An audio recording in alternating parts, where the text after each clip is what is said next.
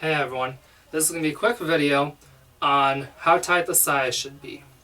So when I'm testing saya tension, this is what I do. So first, hold the sword vertical, okay? And there's reasons for this, but we'll go into that in a second.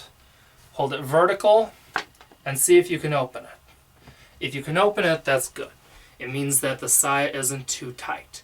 Now if the saya is too tight, you really want to fix that. I've had some swords that when I open it, my thumb was just stuck just like this, okay? And this is another reason why I've always said make sure that thumb is off the center. I'm just having a hard time here right now because I'm turning my wrist this far, but anyways, it can make a little popping noise like this, and that's fine, okay? That's completely fine.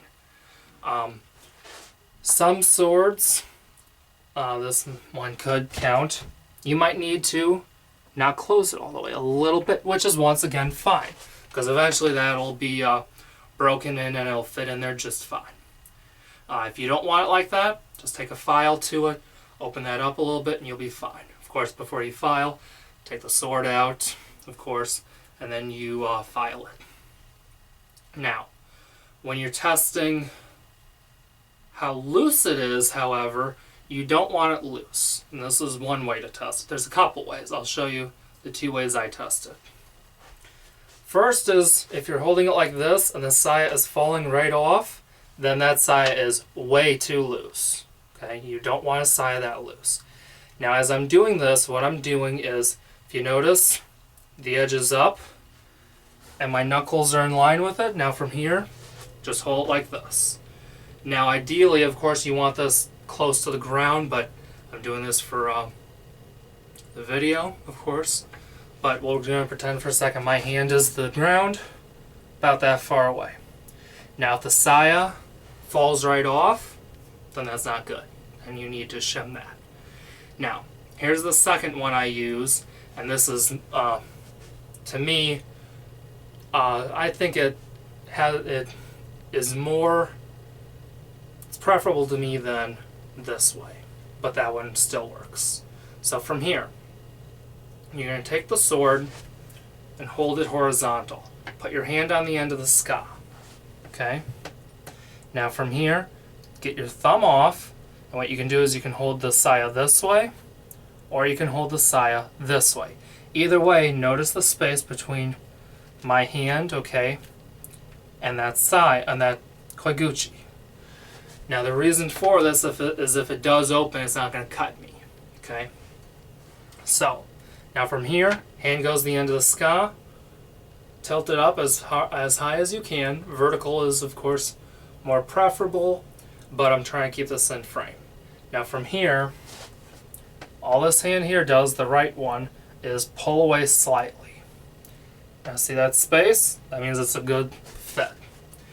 Now when you're doing this, you don't want to go this way, because if you go this way and it's like this and that side is loose, that sword's going to fall, and it could damage the sword. It could damage, something in your house. It could hurt someone. It could hurt you. It's just not the way to do it.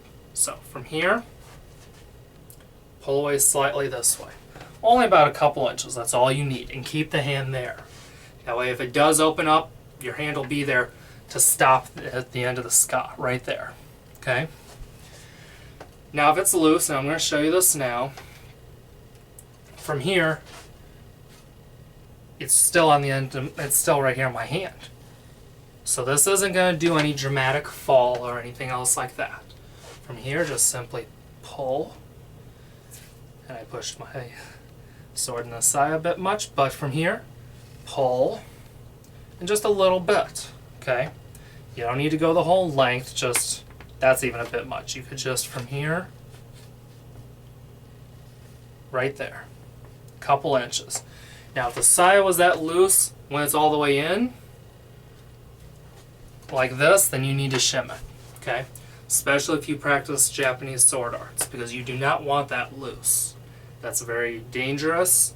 If you go to bow and you're not holding the sword could fall right out. And that's not a good thing. Certain styles of yai have kata in which you bow without holding the sword. Okay, so I hope this was helpful and informative. Be sure to like, share, and subscribe. Follow me on Facebook, Instagram, and Twitter. And I'll see you in the next video. See ya.